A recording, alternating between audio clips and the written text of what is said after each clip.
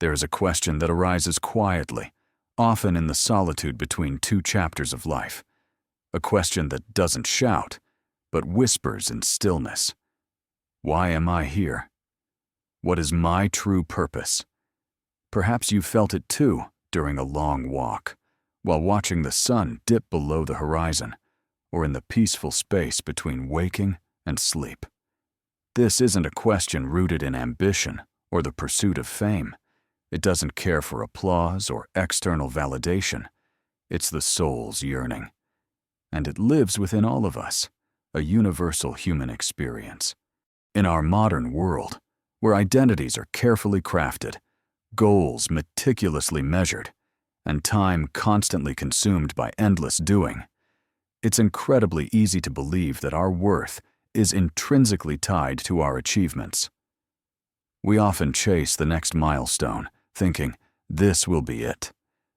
But what if the deepest purpose of your life isn't something to be built, achieved, or even found outside yourself, but something to be remembered, to be rediscovered within? Buddhism doesn't hand us rigid, pre-packaged answers.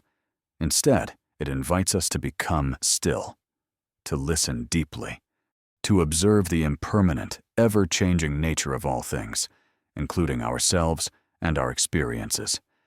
And in that quiet, profound awareness, we begin to see with clarity.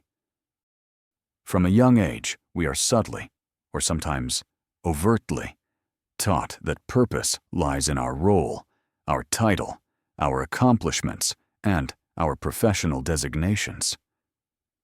We're asked seemingly innocent questions like, what do you want to be when you grow up? As if being is solely dependent on an occupation or a set of external achievements. Society powerfully conditions us to define ourselves by what we do, what we own, and perhaps most importantly, how others perceive us. Our sense of self becomes entangled with external markers of success. But pause for a moment and consider, how many people, after reaching the very peak of worldly success, acquiring wealth, fame, power, still feel a profound emptiness inside? Still feel that something essential is missing? The Buddha called this relentless cycle of craving, attachment, and suffering samsara. It's the continuous wheel of existence, driven by our desires. In the modern world, this ancient cycle manifests as a pervasive hunger to be important, to be seen, to leave a lasting mark, to prove our worth to the world. But here is a profoundly liberating truth. Purpose does not need to be grand or monumental to be deeply meaningful. If you believe your life must be extraordinary to be worthwhile, you might tragically overlook the sacredness, the profound significance of small, quiet acts of presence. Gently helping a child tie their shoes, tending to a sick friend with genuine care, listening deeply and non-judgmentally to someone's pain. These aren't insignificant. They are imbued with profound purpose. In Buddhism, how you live, your intentions, your actions, your very presence, is infinitely more important than what you outwardly achieve or accumulate. Your true purpose is found not in external accolades, but in the purity of your intentions and the inherent gentleness of your heart. Siddhartha Gautama had every conceivable worldly advantage: immense wealth, striking beauty, unparalleled comfort, and a guaranteed path to kingship. He lived a life of sheltered luxury, shielded from all suffering. Yet, even surrounded by opulence, he felt a deep, persistent unease, what we might today call spiritual discontent, or an existential longing for something more. When he first encountered sickness, aging, and death, the fundamental truths of human existence that his father had tried to hide, something profound awakened within him. It was a visceral realization. Worldly pleasures, no matter how abundant, cannot ultimately shield us from suffering. They are impermanent and cannot satisfy the deepest yearnings of the soul, He left the palace, not to escape life, but to truly understand it at its core. He embarked on a rigorous spiritual quest. After years of intense asceticism and profound meditation, he finally reached enlightenment beneath the Bodhi tree. And what he discovered was simple, yet utterly profound. Suffering exists, but there is a clear, liberating path that leads beyond suffering. At the heart of that path lies right intention, Samma Sankappa, one of the foundational pillars of the Noble Eightfold Path. It's not just about what you do, but the purity of the mind from which you act. This intention isn't about striving to become something grand or external. It's about aligning your inner compass with truth, profound compassion, and the liberation of all beings. The Buddha did not say, "Go find your purpose, and then everything will be okay." He said, in essence, live with unwavering awareness. Let go of craving and attachment. Practice boundless compassion for all. And by doing so, you will naturally walk the path of freedom. What if you measured purpose not by external results, achievements, or recognition, but by inner alignment, the congruence between your actions and your deepest values? Right intention means you navigate through life with these core commitments guiding your every step. The intention to do no harm, non-violence. This extends beyond physical harm to thoughts and words that cause suffering. It means cultivating harmlessness in all interactions. The intention to cultivate loving kindness, metta, a wish for the well-being and happiness of all beings, including yourself, without discrimination. The intention to let go of unhealthy craving, renunciation, recognizing that clinging to desires, possessions, or even outcomes leads to dissatisfaction, and cultivating a mind free from such attachments. This doesn't mean you shouldn't have goals or aspirations. It means your goals are rooted in compassion, wisdom, and clarity, not driven by ego, fear, or external pressures. Your actions flow from a place of inner peace rather than grasping. You could be an artist painting from a place of pure, unadulterated love and expression. A janitor sweeping a floor with profound mindfulness, making the space sacred. A parent raising children with infinite patience and wisdom, truly seeing them. Purpose is found not in what you do, but in how you show up to do it, with what quality of mind and heart. As Zen teacher Suzuki Roshi famously said, "The most important thing is to find out what is the most important thing." And often, that most important thing is simply being fully present with an open, kind heart, no matter the activity. It's the quality of your presence. The relentless whisper of the ego tells us, "I need to stand out. I need to be somebody. My achievements define me." But a core teaching in Buddhism reveals a profound truth. Clinging to a fixed, permanent identity is the very root of suffering and dissatisfaction. We are not permanent, unchanging selves. We are like rivers, constantly flowing and transforming, a dynamic interplay of thoughts, emotions, sensations, and ever-changing selves. This is the radical yet liberating teaching of anatta, non-self or no fixed self. Purpose, then, is not about becoming more of someone, a more important, more successful, or more recognized individual. It's about gradually becoming no one, not in a nihilistic, empty sense, but in a profoundly liberating one. It's the dissolution of the rigid, imagined boundary between self and other. Imagine the immense freedom that comes from not having to protect an image, not having to constantly prove your worth to anyone, not being shackled by temporary titles, roles, or even past mistakes. When you release the egoic striving, when you truly let go of the need to be a fixed self, you begin to return to your natural, unconditioned state. Peaceful, present, free, unburdened by the weight of self-identity. From that expansive space, you begin to live not for self-importance, but for the well-being and liberation of all beings. Your actions naturally align with the greater good. And that, dear listener, is purpose in its purest, most altruistic form. In Buddhist thought, particularly in Mahayana traditions, we are all profoundly and inextricably interconnected. This is the beautiful principle of interbeing, a concept eloquently articulated by Thien Su Thich Nhat Hanh. Consider a single sheet of paper. Upon closer inspection, it contains the cloud that brought the rain itself, the tree that gave its life, the sun that nurtured its growth, the logger who cut it, the mill worker who processed it, and even the person reading it. Nothing exists truly by itself. Everything is interdependent and interconnected.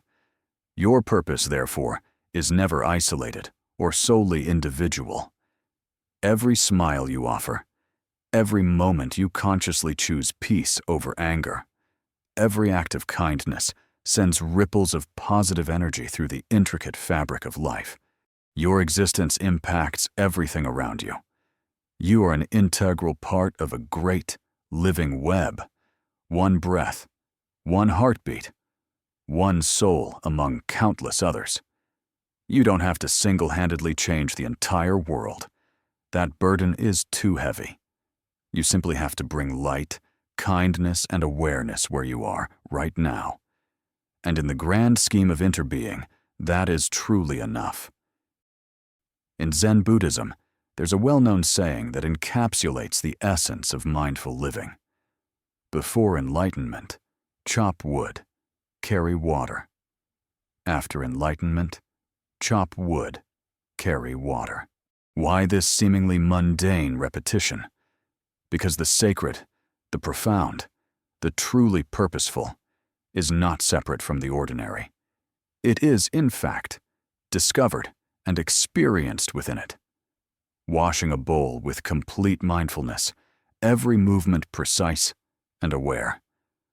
Offering a meal with genuine gratitude, acknowledging its source and the effort involved. Sitting in stillness, observing the rising sun, fully present with the light and warmth.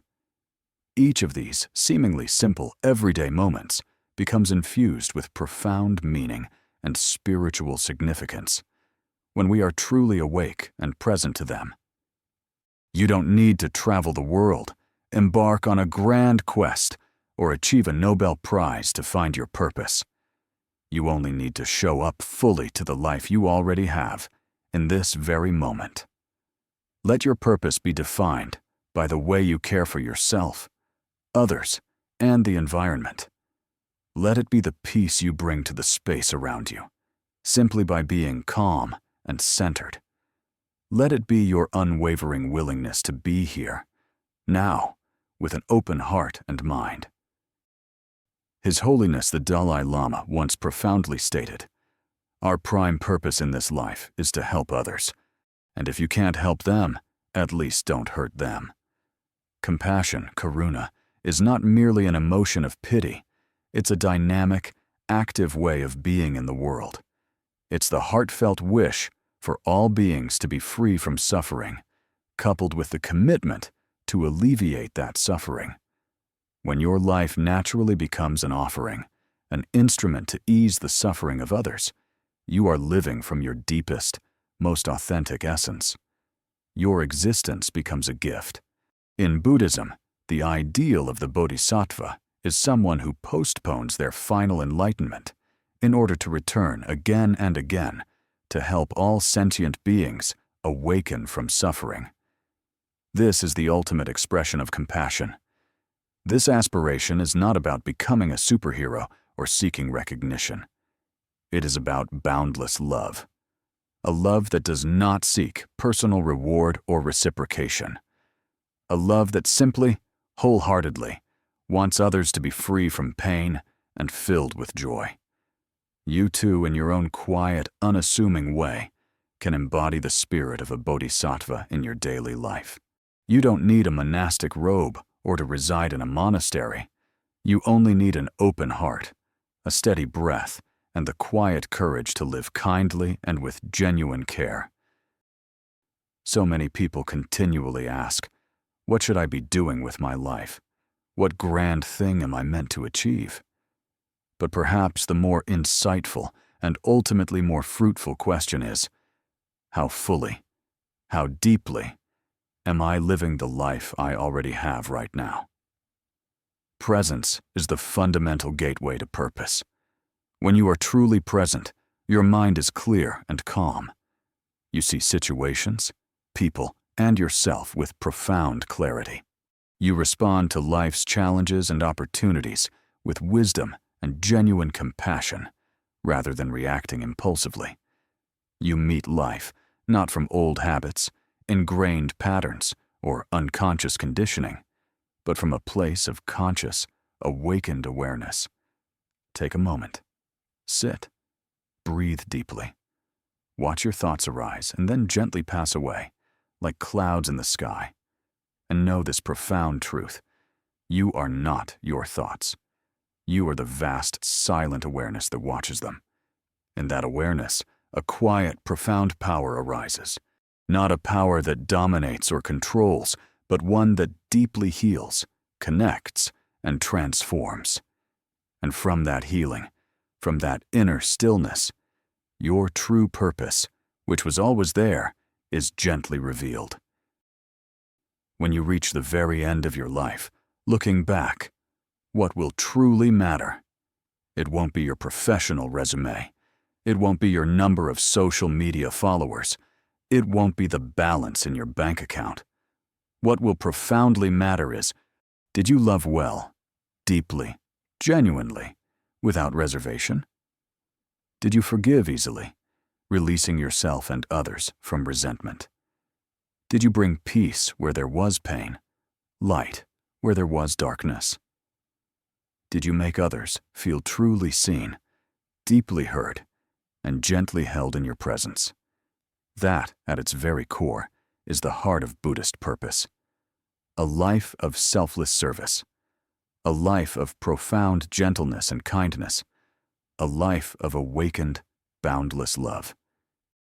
In Buddhist teachings, especially within the Mahayana tradition, the ultimate purpose transcends the personal search for meaning. It transforms into an unconditional giving. The Bodhisattva's great vow is to liberate all sentient beings, making no distinction between self and other. Our purpose expands beyond self-cultivation to embrace the suffering of all existence. This means that every action, every word, every thought you generate can become a means to alleviate suffering and cultivate peace and happiness for yourself and for others. When you live with the intention to benefit all beings, your life's purpose unfolds naturally, continuously, and without effort. This is not a burden, it's a profound liberation. When you are no longer bound by individualistic goals or attachments to outcomes, you become free to serve, to love, and to do what truly matters, without seeking any personal reward or recognition. It's the ultimate act of selflessness, leading to ultimate freedom. If, after hearing all this, you are still quietly wondering, what exactly is my purpose? Let this be your most vital reminder. You don't have to endlessly chase it. You don't have to earn it through extraordinary feats. You simply have to live it, fully, consciously, every single day. With presence, with kindness, with truth. Your very breath is a miracle. Your presence in this moment is a profound gift. Your capacity for love, expressed through your actions, is your timeless legacy. So today, right now, begin again. Offer your life completely to this moment, and let that be enough.